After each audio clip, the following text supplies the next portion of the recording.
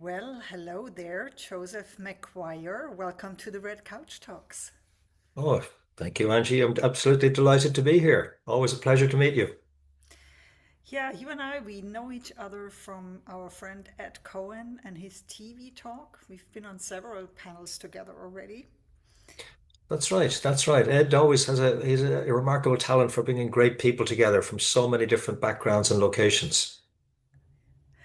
And Joseph, what is something people won't know about you that is not mentioned on the internet? There Yeah, is I was something. thinking about that. And as a good Irish boy growing up in my generation, I wasn't expected to do anything at home. That was all women's work. Now, I don't subscribe to that view now. I may be very clear about that. So when I left home, I had to learn to take care of myself. I had to learn to cook, which I never did before. And so my first introduction to learning to cook was actually learning to cook Japanese food, Ah, which is most unusual for an Irish guy. So yeah, that was my introduction to taking care of myself, was cooking Japanese food, which I absolutely love. how did that happen? Why Right. Japanese food? Yeah, I was introduced, well, I should say Japanese whole foods, Japanese because before I left Ireland, I was introduced to a whole new way of eating. I grew up with a standard Irish diet, which was to put it mildly basic, and I actually before I was introduced to a different way of eating, I'd gone to McDonald's for lunch. And I went to this acupuncturist because I had a problem with my knee, and he recommended all his patients change their diet. And I literally changed my diet overnight, like literally from one half of the day to the next.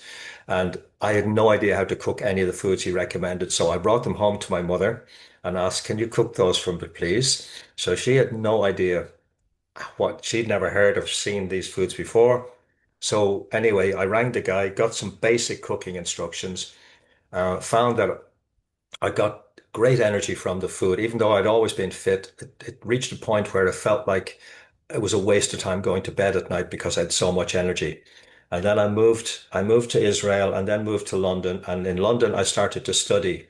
And it happened that my teachers were Japanese or had been trained by Japanese cooks. Oh, So that was it. And I still prefer to use chopsticks when eating. well, that's very interesting.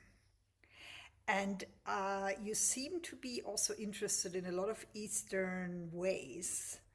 And, Yeah. I'm particularly fascinated by something that is described as Mien Shiang, maybe. It's Can you talk a bit about that? And also, why you do what you do right now? Yeah, absolutely, absolutely. Okay, well, my partner is Chinese, so when I try to pronounce it, she looks at me and asks, "What was that?" So it's something like Mien Shiang, but the I've learned that the way that not just the sounds, but the way the Chinese people speak, their tongue is much lower in the mouth than when we as Westerners speak. So we're having to adjust our mouth as well as our ears and to actually speak it. But anyway, Mien Shiang literally translates as face reading. So I was introduced to it as when I trained as a therapist, I was introduced to it as one of the diagnostic tools, but the Chinese perspective was always that the mind and the body are one inseparable unit. So it was always for me about reading people. And I've been working with this for like 40 years now. And the more I work with it, it's about communication. Use it, I could use it as a therapist you know, for diagnostic purposes in terms of people's health. But I delved into it more and more as I got fascinated by it, and I found like I could use it as a tool for communication, which was far more interesting to me.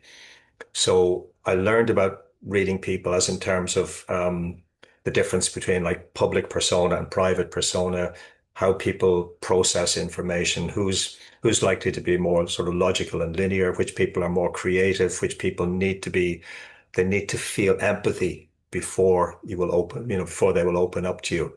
And you can get all of that from people's facial features and a lot more besides. So the more I delved into it, the more I could see how so many people are lacking in confidence and are hiding behind the mask.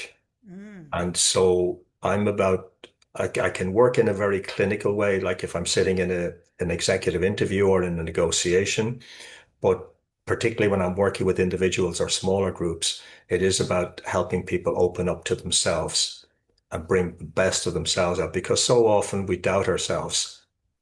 We don't recognize strengths that are there and we get caught up in anxieties or whatever from the past. And even though I'm not working as a therapist now, I see that automatically. So I'm looking to encourage people to recognize, oh, look, this is an untapped strength. So if you allow that to emerge more, then you thrive more, whether that's in your personal life, your professional life. So it's very much about encouragement. It's about empathy. It's compassion, but it's not. I don't think in terms of soft skills.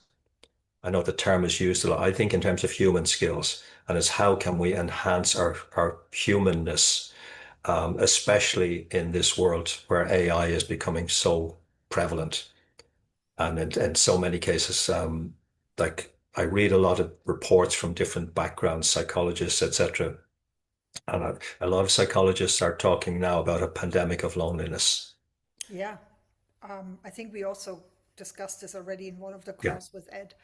And I saw you also just commented on a post of someone from, I know, from Switzerland about the lack of belonging people experience at work now. And that yeah, very often that lack also leads to people leaving the firm or burning out or a lot of the things, we see in coaching settings, I think, have to do with this loneliness epidemic. And it's not only in the professional world. I think it's also very prevalent now in at least the Western society in general. People feel very lonely. yeah.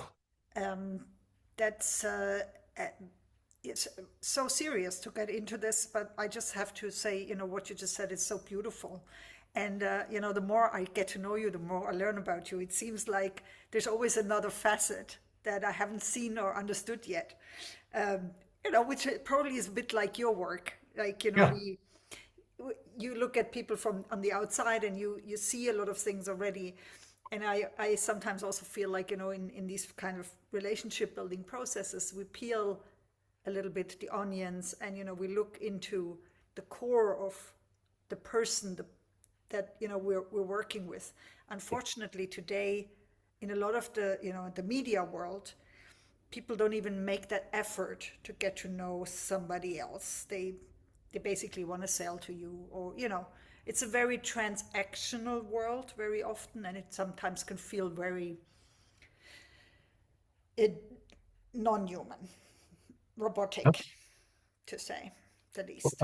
Absolutely, yes. And yeah, I was presenting at a conference there just earlier today, and I was doing a lot of research and preparation for it, and just reading the latest Edelman Trust report. Hmm. And what their report is showing that is the level of distrust of politicians, business leaders, and media has grown exponentially since 2021, and it's now somewhere between 68 and 70% across all three of those.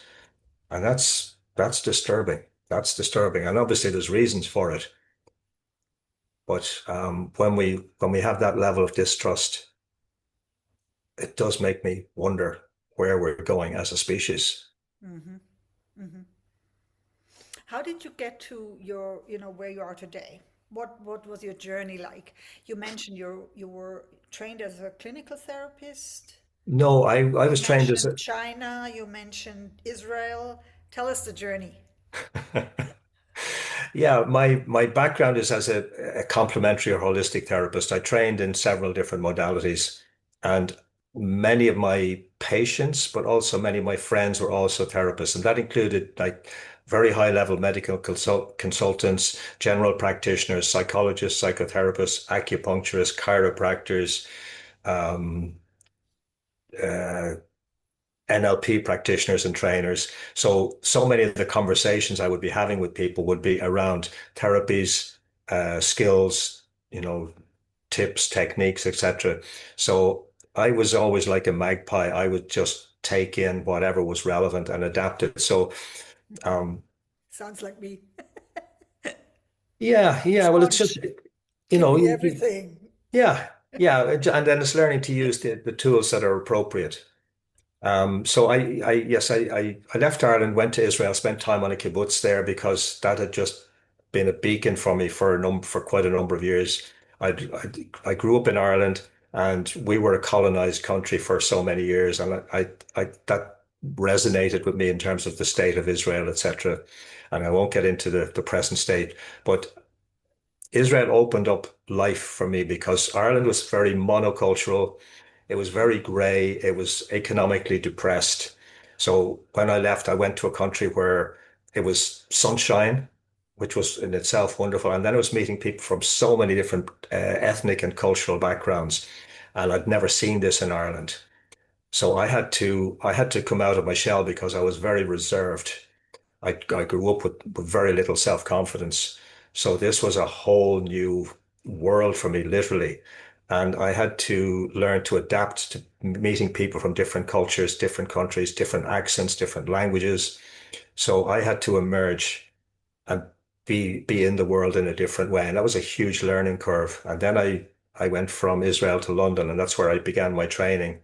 And I lived there for 4.5 years. And then my then my then girlfriend, now ex-wife, was German, and her best friend was marrying the director of a center in Hamburg, and this was a smaller version of the place where we had studied together in London, and they were looking for people to come and work there. So we moved to Hamburg, not speaking any German, and spent 3.5 years there before.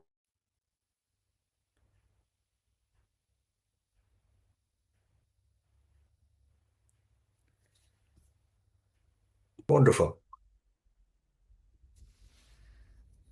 So, Hamburg. What happened in Yeah. Hamburg? Yes. Well, we moved to Hamburg, and the position was open to work there as a initially I trained as a shiatsu practitioner and teacher. So I I was installed, and I was very fortunate, even though I didn't speak German when I went there. Um, the director was willing to work as assist me as a translator, and they had a contract with the local university to teach 3 shiatsu classes a week. So in the first probably 6 months there, I taught something. I taught 50 something classes alongside having clients to treat. So I was totally immersed in in being a therapist, never having taught anything before in English or in any other language. So it was just full on immersion. And after 11 months there, I was actually teaching the classes in German myself. So Oh, that obviously made a huge difference. And interestingly, after 3.5 years, I was actually dreaming in German. So, so, that so happens when you live yeah. in another country. Yeah, yeah, and it's yeah, I felt I had to just throw myself into learning the language, immersing myself in the culture. And I think that's one of the things I would always recommend to people when they move to another place is just jump in Yeah, and pay attention to what are the cultural norms because you obviously don't want to be causing offense. yeah, yeah, But yeah, yeah. do pay attention and do just throw yourself into it and open yourself to receiving the best of whatever the culture has to offer. And now you're a consultant, you're self-employed, if I Yes. remember correctly, right? Um, what kind of tip would you give a younger version of you? Maybe that person who moved to Hamburg, in addition to what you just said. Yeah, I don't know that I would have taken the advice because I was certainly a lot more stubborn than I am now. I'm more open-minded now I by a know. distance. Absolutely. Um, yeah, pay attention. Pay attention to the world around you. Um, one piece of advice I've been given by a mentor of mine is always look for wise counsel. Uh-huh. So wherever you find it, there's always going to be far, no matter who you are, there's always going to be far more that you don't know than you do know. So when you don't know something, look for the best counsel you can find. Not somebody who's going to give you opinions, Mm. because opinions are two a penny, and opinions are often absolutely worthless. But people who will listen to you firstly and hear you and not automatically give you a recipe, but ask you informed questions that help you deeper understanding yourself of what's needed. What do you need? What does the situation need? How can you best bring yourself to the situation, the circumstances, not just to survive or not just to maintain the status quo, but to transcend. So finding wise counsel and and and responding to it, taking action. I would say that's probably the best single piece of advice I can give. I love that you said that. Especially because, in the coaching business right now, I'm sometimes embarrassed to call myself a coach because there are all these people, who just tell people recipes. And exactly, like, this is what you have to do. And then, you're going to get there. Yeah. Uh, but I always notice everybody's journey is different, everybody's process is different. And for most importantly, everybody's internal challenges are different. And, as you said in the beginning, many people, they carry around heavy stuff. And sometimes it just, it needs to be unpacked before you can go and do these step by step things. Yeah, amazing. Really amazing. Do you know? And one of the things that I do is I guest lecture global mobility managers.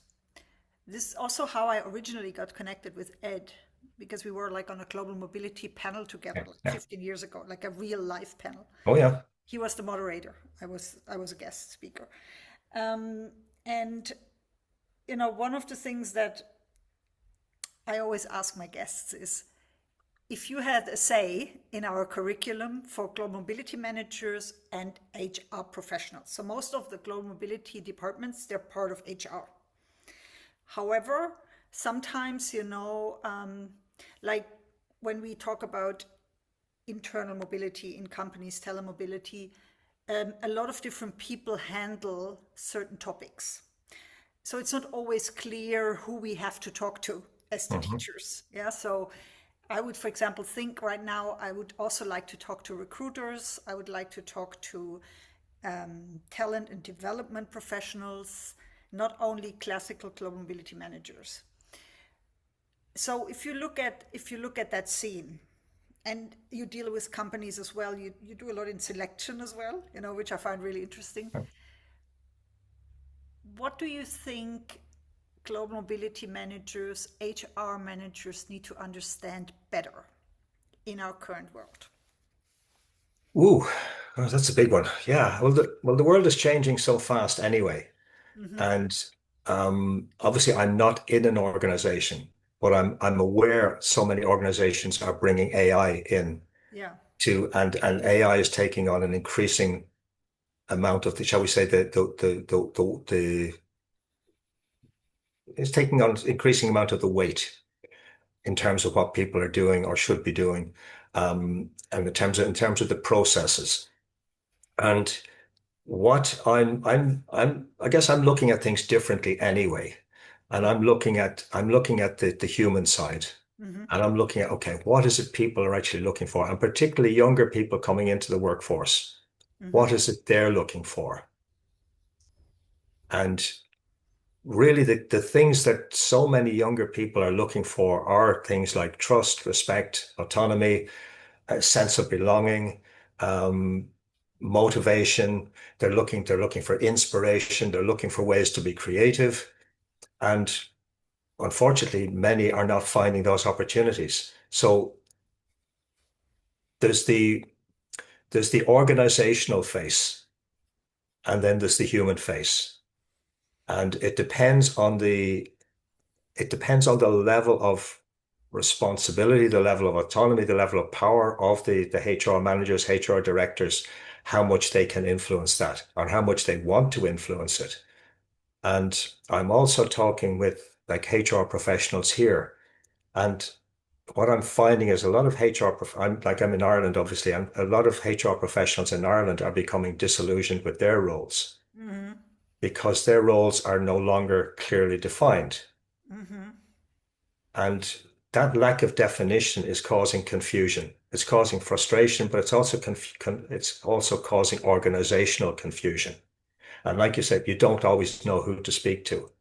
Mm-hmm. And that's both in terms of coming as an external consultant, but also internally, because the lines of communication, the lines of responsibility are not always clearly defined.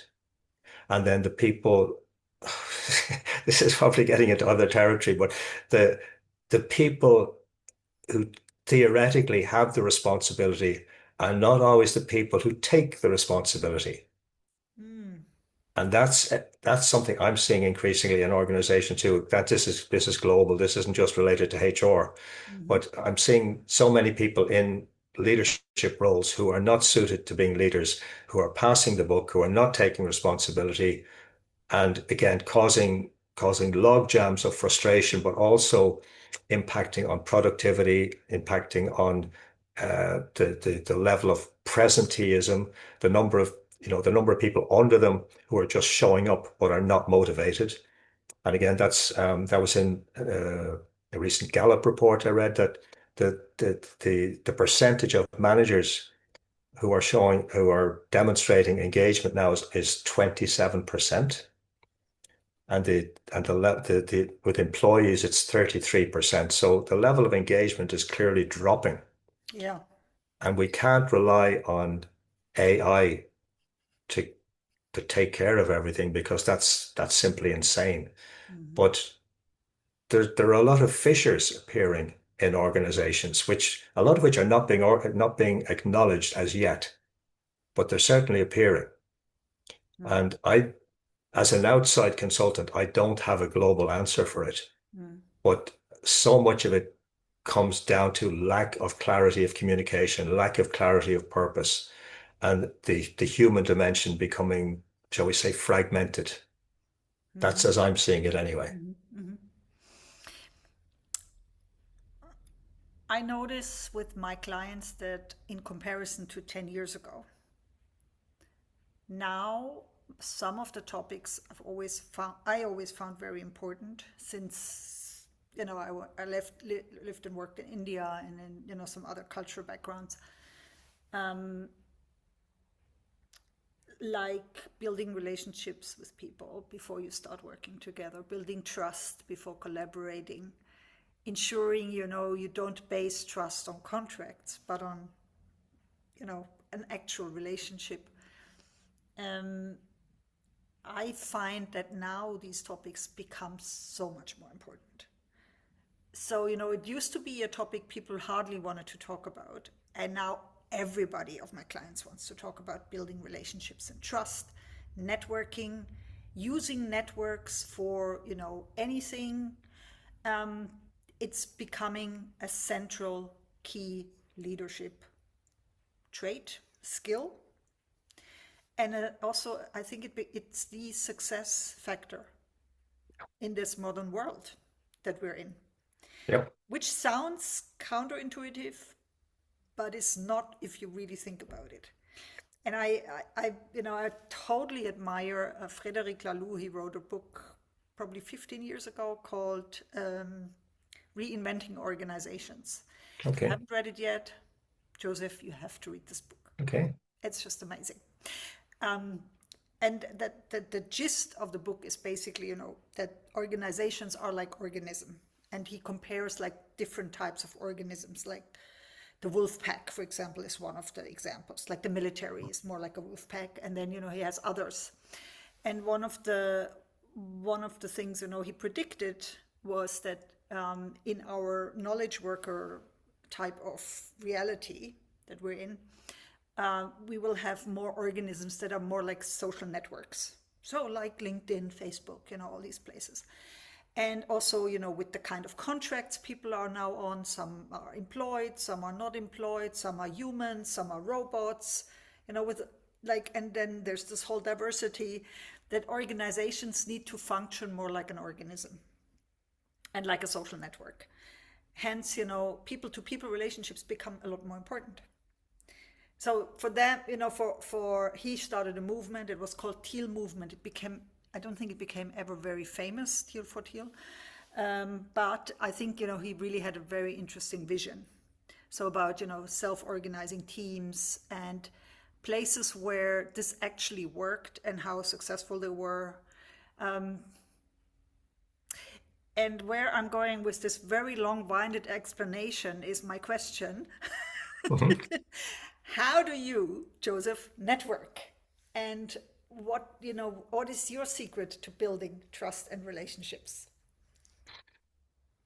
I've done a lot of networking over the years. I've been formally member of different networks, business networks, some social networks. But it's always about connection. Hmm. Now, because of what I do, because I read people and faces and all that, I do get mixed reactions from people when I meet them. And there are even some people who know me well who, they meet me and say, "Don't look at me, don't look at me." Because some people think I'm looking into their soul and seeing, their deep dark secrets, and it's not what I do or want to do. But it's really about connection. So one of the first things I do is listen, Uh-huh. and it's such an underestimated skill or quality or faculty, whatever you want to call it, because so many people are lonely, and feeling there's nobody there for them. And it's one of our primary human needs to feel heard. And Mm-hmm. feel is the operative word. If we feel somebody has actually listened to us and has heard us, it helps to cut, to release the armor. It helps us to remove the mask. And it causes us to respond positively to them. So I listen. And I will ask questions. I mean, I can use skills I've learned through, I've done training with former FBI trainers and special forces trainers in interrogation and negotiation, and I can use skills from those areas to help draw people out, and just to help them feel at ease. And the more people feel at ease, the more they will open up. And then and it's amazing when you have a conversation with somebody where they're doing the talking, but you've genuinely listened and you've demonstrated that you're listening by the questions you ask them or by the responses. It's amazing how they will say how interesting you are. That might sound You're so counterintuitive. interesting, Yeah, yeah. Joseph So McGuire. I'm so blown away. Thank you so much for having this conversation with me. Final question. Do you have anything interesting coming up? A book launch or a big event or something, that you would like to share with our viewers? the only personal thing I have, because most of what I do is in-house. So Mm-hmm. the only personal thing I have coming up actually is because of my background, I still have contacts with a lot of therapists, Mm-hmm. and I get therapists asking me, will I do something? So I've actually put together just a short 6-week course for therapists on reading faces. I'm calling it Mind, Body, and Personality. Mm-hmm. So I'll be teaching people how to read faces, and I'll be bringing in some diagnostic stuff as well as the personality and communication piece.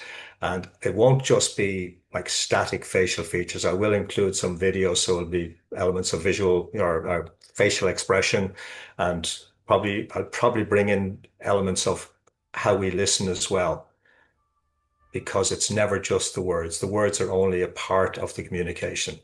And that's one of the illusions a lot of people have, is that because I've spoken, I've communicated. No, you've spoken. It doesn't mean you've communicated, because it doesn't mean what might be clear in your head is clear to your audience, and whether that's an audience of one or many.